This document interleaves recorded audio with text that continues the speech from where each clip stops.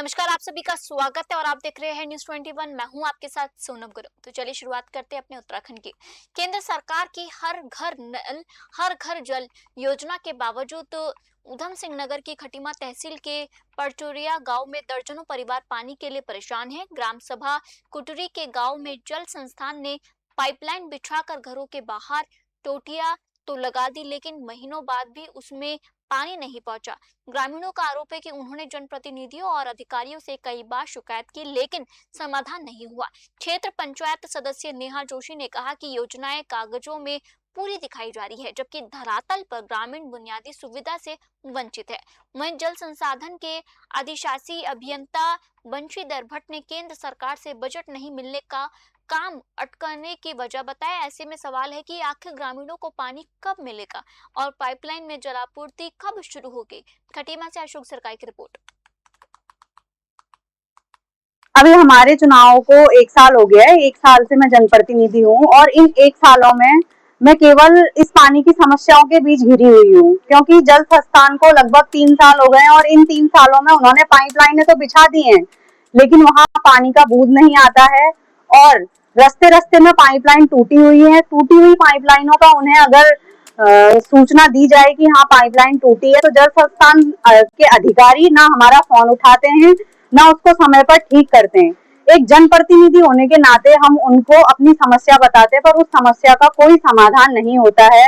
परचोरिया में जो है हर घर नल में एक नई स्कीम बन रही है, जिसमें टैंक बन चुका है, लाइनें भी पड़ चुकी है। कुछ जगह जो है लाइनें एक्सटेंड होनी है, एक्सटेंशन का काम थोड़ा रुका पड़ा है, कुछ कनेक्शन होने बाकी है। तो उसका वजह है कि जितना काम कर चुके हैं, अभी जल जीवन मिशन के अंतर्गत जो बजट अलॉटमेंट होना था, इसलिए 1 साल से हुआ नहीं है।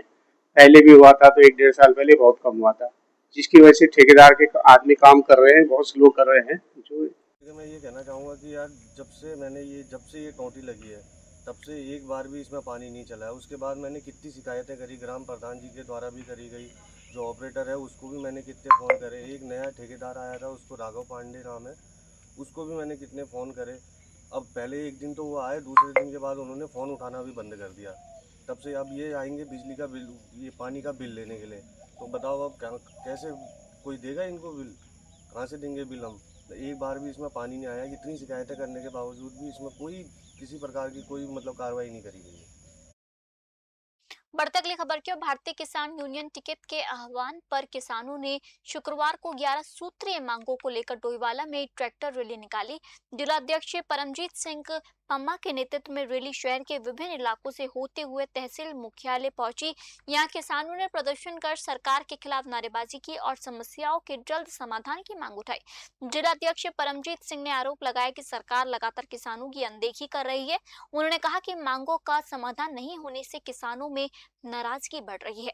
प्रदेश कार्यालय प्रभारी हरिंद्र बलियान ने बताया कि संगठन के आह्वान पर 3 दिवसीय आंदोलन शुरू किया गया। उन्होंने कहा कि भारतीय किसान यूनियन टिकैत किसानों की समस्याओं को लेकर हर स्तर पर संघर्ष करेगी। किसानों ने चेतावनी दी है कि यदि 3 दिनों के भीतर सरकार ने उनकी मांगों पर ठोस कार्रवाई नहीं की, तो किसान ट्रैक्टरों के साथ जिला मुख्यालय पहुंचकर आंदोलन तेज करेंगे।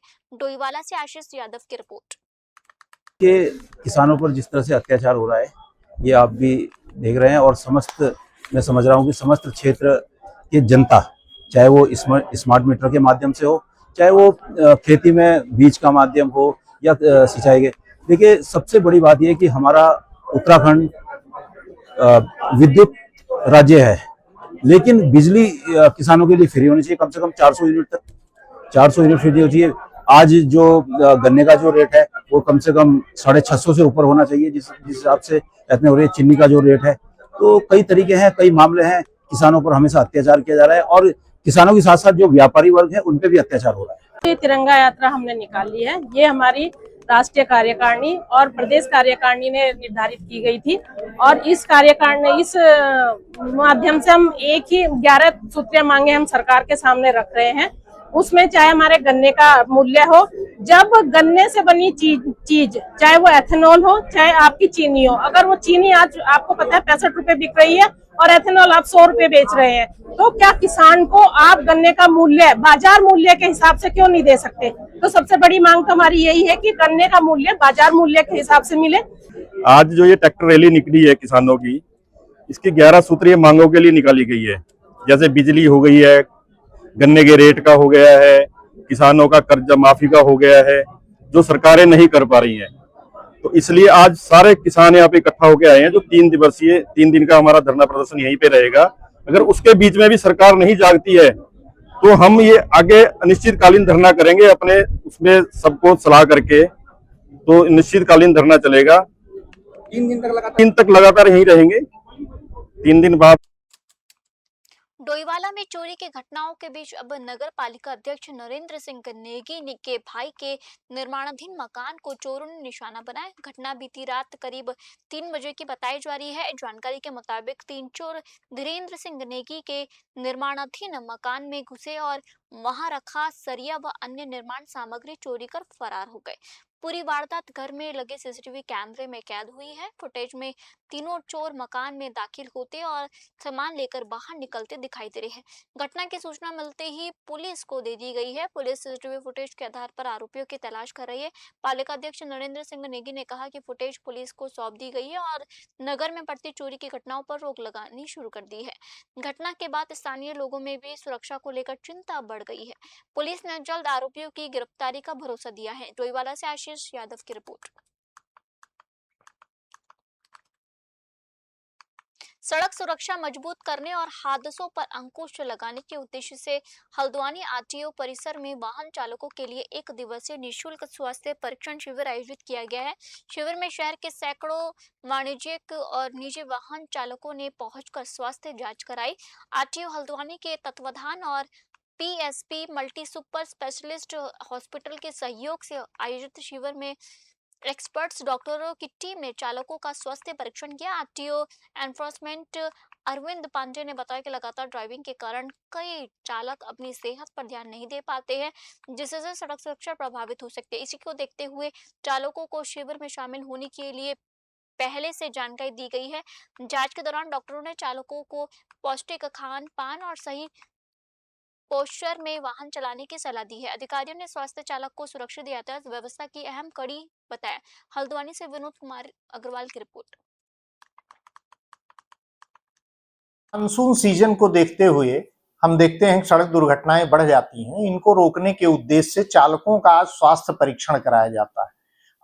अक्सर हम देखते हैं कि चालक जो है अपने स्वास्थ्य के प्रति थोड़ा लापरवाह होते हैं, जिसके कारण उन्हें पता नहीं चलता और अचानक कुछ ऐसी समस्याएं आती हैं जिसके कारण वो सड़क दुर्घटनाओं का कारण भी बनती है।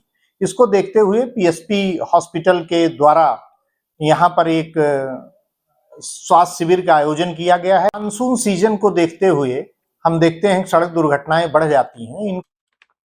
बढ़ते अगली खबर की ओर। लच्छीवाला टोल प्लाजा पर शुक्रवार को एक भारी वाहन के ब्रेक फेल होने से अफरा तफरी मच गई।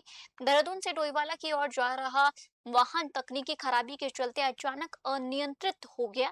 प्रत्यक्षदर्शियों के मुताबिक ब्रेक फेल होने के बाद चालक ने घबराने के बजाय सूझबूझ दिखाई और सड़क पर दूसरे वाहनों को बचाने के लिए भारी वाहन को टोल प्लाजा की तरफ मोड़ दिया। वाहन टोल प्लाजा के पास जाकर टकराया और क्षतिग्रस्त हो गया। हादसे के बाद कुछ देर के लिए मौके पर जाम की स्थिति बन गई। गनीमत रही कि घटना में किसी को चोट नहीं आई और कोई जनहानि नहीं हुई। Toll plaza manager Manish Negi ने पुलिस को सूचना दी। सूचना मिलते ही पुलिस मौके पर पहुंची और क्षतिग्रस्त वाहन को हटवाकर यातायात व्यवस्था सुचारू कराई। हादसे के बाद लोगों ने चालक की सूझबूझ की सराहना की है। डोईवाला से आशीष यादव की रिपोर्ट।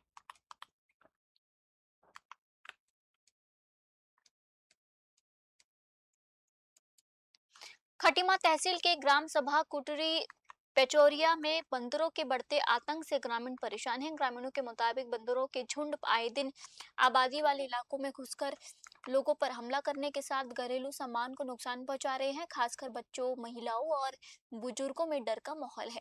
ग्रामीणों का कहना है कि कई बार वन विभाग को सूचना देने के बावजूद समस्या का स्थायी समाधान नहीं हुआ है। इसी को लेकर 21 अगस्त को ग्रामीणों ने उप जिलाधिकारी खटीमा को ज्ञापन सौंपा। उन्होंने बंदरों को पकड़कर आबादी से दूर सुरक्षित स्थान पर भेजने और संबंधित वन विभाग को तत्काल कार्रवाई के निर्देश देने की मांग की है। खटीमा से आशीष यादव की रिपोर्ट।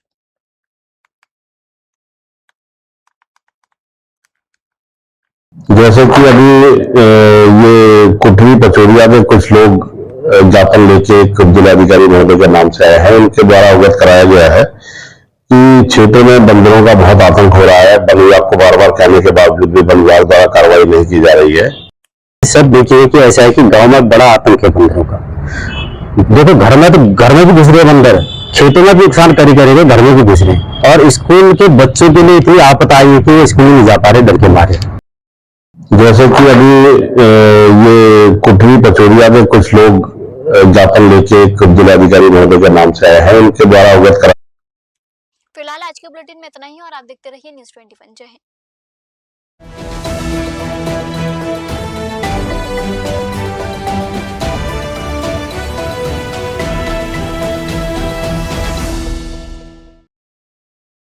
मिराज ग्रुप के 40वें स्थापना दिवस की आप सभी को हार्दिक शुभकामनाएं।